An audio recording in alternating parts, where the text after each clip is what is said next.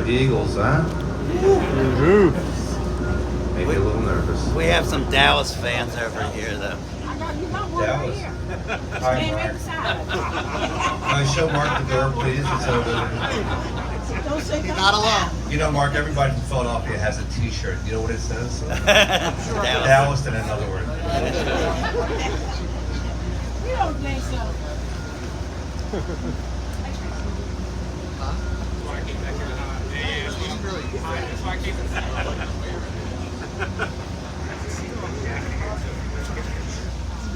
No, nobody cares what this is. And there's the Seahawks, Good morning, everyone. I'm Bart Blatstein, and I'm thrilled to be here today. This is a culmination of a year of work, but really 6 years since I've really been focused on Atlantic City. I came into Atlantic City thinking I knew Atlantic City, and I really didn't know Atlantic City. Of course, I came here like most of you as a child and had great memories of Atlantic City. But I couldn't understand how of all beach towns in the entire country, how Atlantic City lagged behind every other city. It has the infrastructure, it has the power, it has the water and sewer, it has all the utilities, it has the grid system, it has its own airport. It has everything that developers dream of in infrastructure for success. So I started to research really hard about what Atlantic City is and what its history was. It's an amazing history, 168 years old, and great stories. In fact, I even spoke to Nelson Johnson, who wrote Boardwalk Empire. Atlantic City in its peak had about 65,000 people. Then the casinos came, and the casinos brought 40 million people a year. And then as convenience gambling happened around the country, and specifically around the Delaware Valley, the people that traveled here by bus started to fall away. And then people started to leave here. Atlantic City is a wonderful town, and what you find is that it's lacking in one thing, and that's population. There has been, and this is an amazing stat, 80% of the housing stock in Atlantic City was built before 1980, which means that 42 years of really nothing happening here of consequence. Every other beach town in America, of course, up and down Atlantic City, up and down the New Jersey coast, is thriving. We have towns on the other side of the island that are just doing amazing. So what really is needed here is a new plan, a new way of living, a new opportunity for people to come to Atlantic City. There just hasn't been the opportunity. So what do? What's the formula? You recognize the problem. That's number one. You put together a team. That's number two. And in my case, of course, my team, Tower Investments, and Brandon Dixon's the president of Tower Investments. And to his right are my very dear friends and partners in Philadelphia, Matt and Mike Pestrock of Post Brothers. We're two distinct development companies, but together we're doing two joint venture projects currently in Philadelphia that's over $1 billion. They're not only great developers and nationally recognized, but they're very, very dear friends of mine. So you put together the team. So one, two, in fact, there's another team member right there, Art Ponzio. This is like my big brother. He's the greatest guy in America. Number three is, Wait a minute, that's pretty good. number three is to say, okay, what's missing now? Now, as it relates to Showboat, it was easy to see what's missing. Only 8% of the people that visit Atlantic City are families. And so, let's do some family stuff. We put in the arcade, the go-karts, we're building a water park. Everything we're doing here is working because it's what's missing. It's not rocket science to see what's missing, and that's what we're putting in. I have a wonderful team here at Showboat that's just doing amazing. This property was empty. It's 2 million square feet, and we purchased an empty former casino, and it's just wonderful now. And then what happens next is you put a plan together. And so we all worked very, very hard and long together to put together a plan that works. Not only a plan that works, but a plan that's financeable and doable tomorrow. So then we put that plan together. Now it's time for the unveil. Guys, would you stand up? By the way, you've got to have a piece of property to build on. So the property we chose is the largest undeveloped parcel in a beach town in America, Bader Field. I'd like to introduce you guys, all of you, to Casa Mar at Bader Field.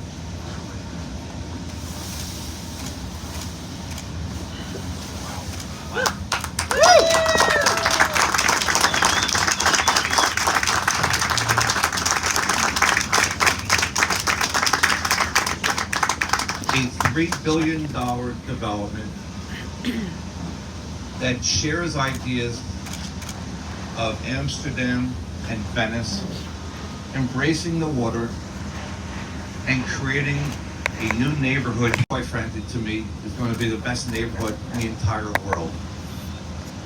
10,000 apartments, 400,000 square feet of retail, cafes, shops, office space, a self-contained community, 20 acres of parks and trails, all open to the public. This is Casa Mar.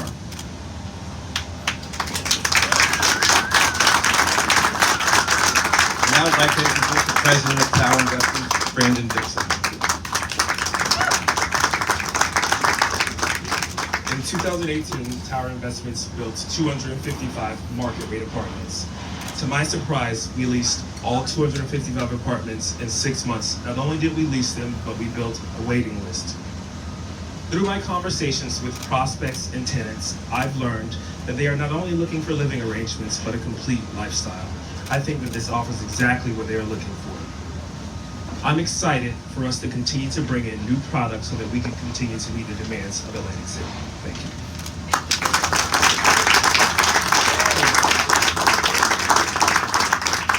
He practiced that 20 times in front of me.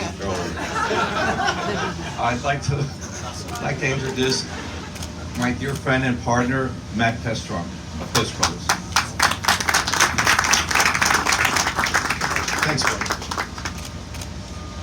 We're really excited to be involved with the bringing of this vision to fruition in an incredible location. New Jersey doesn't. No one here needs to be reminded it's the most densely populated state in the country, most quantified housing demand shortage, period. This property has so many things going for it from a locational and proven demand perspective, as Brandon just mentioned, with the absorption of their project here. At the Showboat property, we think that that augurs well for the future delivery of mostly middle market rental housing here. So we're confident in the feasibility of the project for two simple reasons. One, proven demand, as Brandon mentioned, with their project, and any housing feasibility study you see on anything in New Jersey, projects have high prospects to be absorbed. Second, financeability. This isn't an aggressive special use unusual property type. This is just rental housing. It's the most liquid asset class in the country, or viewed as the most liquid asset class in real estate.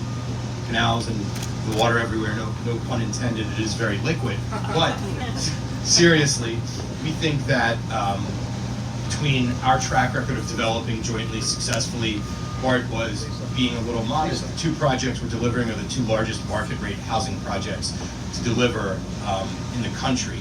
One in 2023, one in 2024. Each year just happened to be in Philadelphia. So we've done this together and financed things like this together, and we are highly confident that we will be able to deliver financing to this project without delay. So I'd like to introduce my brother Mike to get into more details of the project itself. Wait, I was going to introduce Mike. So Matt, Mike, and I speak every day for years, and I refer to Matt as middle and Mike as little. Little brother, which makes me big brother. I'd like you to meet Little. Thank you. I'm glad everybody knows me. I just wanted to talk about a few of the project details that Bart didn't get to. Really, Casa Mar, we're creating a new neighborhood where one doesn't exist, but very much an integral part of Atlantic City, not a gated community. We worked with the internationally renowned urban planner, Elizabeth Platter-Zyber, to establish this concept. We are making the most of the site, utilizing the water, utilizing the geography, and the design, as Bart mentioned, was really inspired by a lot of places, but what calls to mind, Venice and Amsterdam, with canals cutting through, and the idea is to create just more waterfront access for more people and a walkability. So the project is 140 acres, and like Bart said, we want to build 10,000 residential units. It's a lot. We want to make the most of this incredible piece of land. There's really not a piece of land like this. We think anywhere in the country. This is an incredibly desirable place and should be an incredibly desirable place. And our plan, we think, really makes the most of it.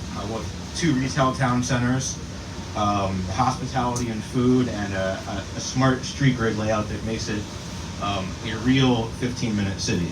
The project will be developed in 5 phases, each taking about 3 years with some overlap. So we envision a 12-year total project with approximately 2,500 to 3,000 units in the first phase. The rendering you see here, where this is fully colored in, this depicts what we call phase 1. So the entire project is very sustainability focused, from construction through operation. It will be a net zero carbon use community. We'll also raise the site by an average of 6 feet to put it above the 100-year floodplain level. It's a major issue with the site. By raising it to that level, we'll make it sustainable for the long term. We've already done civil engineering work and construction pricing on raising the site to demonstrate the viability, because that is a big issue. As Bart mentioned, the site will be very open to the public. It will be welcoming people in. There's public access to everything. So there's 20 acres of parkland. There's a trail ringing the perimeter on the waterfront, with lots of different amenities programmed in there. There's a public boat launch, and we really want to be welcoming the community. And for the current residents of Atlantic City, we want the project to be really the most beneficially impactful project in the city's history. The project will create 44,000 construction job years and 8,000 permanent jobs. How many jobs? 44,000 construction job years, so it's per man year. But I think the most important part of our plan here is we want to make sure that the project benefits the existing residents of Atlantic City, which have, I think, been kind of passed over and not benefited proportionally from a lot of previous projects. So Tower and Post working together, we're going to employ an industry-leading program we started in Philadelphia to recruit, train, and place local workforce. We want to recruit from the neighborhoods, train the neighborhoods in Atlantic City, train both in the classroom and in the field, and place with our construction contractors at least 1,000 residents of Atlantic City that are from minority populations that historically haven't had the chance to benefit from construction jobs. And we will work with the building trade unions here to place those people in family-sustaining careers.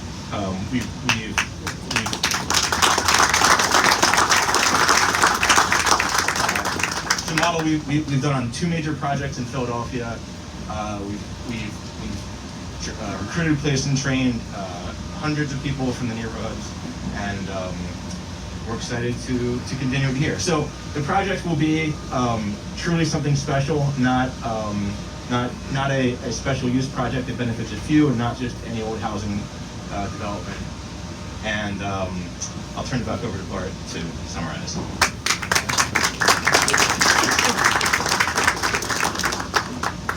Thank you, Mike. That was excellent. As you can see, there's been a lot of work that has gone into this over the last year.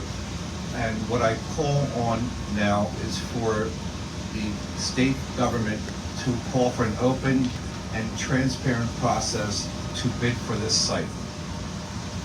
We have an incredibly pro-development and pro-business governor in Governor Murphy and Lieutenant Governor Sheila Oliver.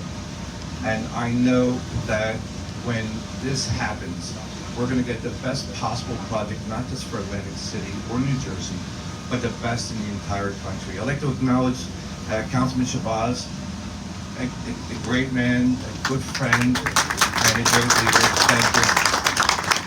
And I just can't say enough about how excited we are. This is a project that I would live at. And that's saying a lot because my wife is picky. Oh my goodness. But I couldn't be more excited about the opportunity for not just for us, but for Atlantic City, but for the 39,000 people that live here, but for the people that we're going to employ, but for everybody. This is a feel-good project, and thank you all for coming.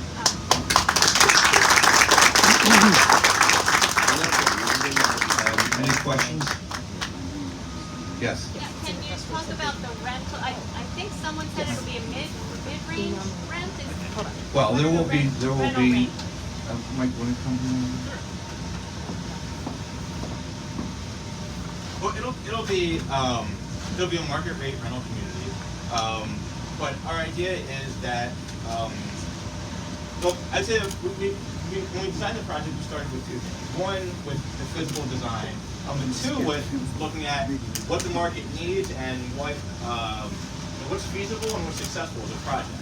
And I think we saw that there's a lot of high-end housing in the shore, but nothing really, within a mile of here, but nothing really, no new housing really within reach of the middle class or within reach of most people.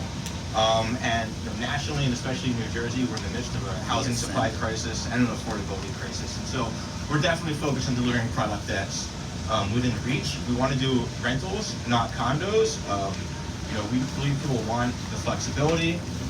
We don't want down payments. We envision a significant portion of this being residents who are over 55. Not making an over 55 community, but we do think that's a major demand driver, and so we've tried to do a lot of design that is going to appeal to as many people as possible. We want to offer flexible lease terms, anything from 6 months to 20 years. So if you are a senior, you can lock in your rate, effectively for a long time.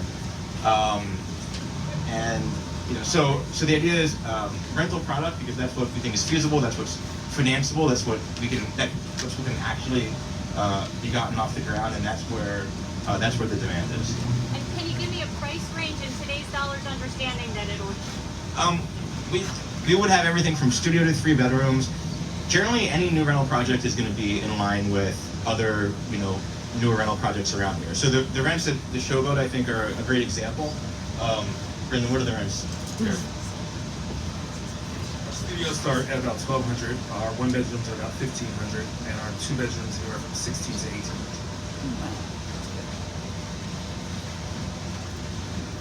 Any other questions? This would be good for me one day when I become a senior. So we have Scott Connick. Hey, Bart. The famous Scott Connick. Mr. Blatstein. Is Scott Connick good for Atlantic City? Yes, Scott. So you're calling for the state transparency. Since they took over Atlantic City, the state has been anything but transparent with what their daily ongoing things then they do, and very kind of tight-lipped about a lot of stuff. You find that's going to be a challenge? No, I trust the system. The governor, lieutenant governor, they're very pro-Atlantic City. They're here all the time. And I know that they'll do a great job. have you had conversations with them about this yet? I have socialized the idea with the state government. Any other questions? Do you have an approximate date of when phase one will start? Oh, we'd like to start tomorrow. We're anxious to start. As developers, we don't want to wait. So I don't know how long the process will be once the state starts the process. But right soon after, we'll hit the ground running. This is my last big project. This is it. I gotta get going here. Well, you know that the luxury housing and expensive car track facility that's been working its way through Trenton has been out there a long time. Do you feel like you maybe should have gotten in a little earlier? Do you feel like that's too far along, or? I don't understand the question. The plans that have been floated for this site that the state has been looking at for over a year now, for a very high-end housing, very high-end kind of people who have very expensive race cars to come in and be able to drive them at 100 miles an hour around the track. You know, do you feel like, do you have a sense of how far along that is with the state and how you're going to compete with that? I mean, I don't know where that other program is with the state, but you hear that noise out there? That's less than 25% of the decibels of a race car. And who's going to spend millions of dollars for a condo listening to that? It's impractical. Anybody else? Nothing against race cars. I love race cars. Well, thank you all for coming. We have some refreshments here, so please enjoy.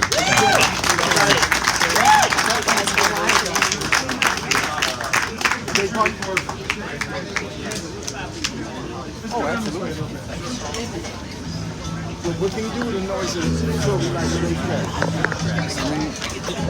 Excuse me, can I get that picture? Oh, I'm sorry. Sorry.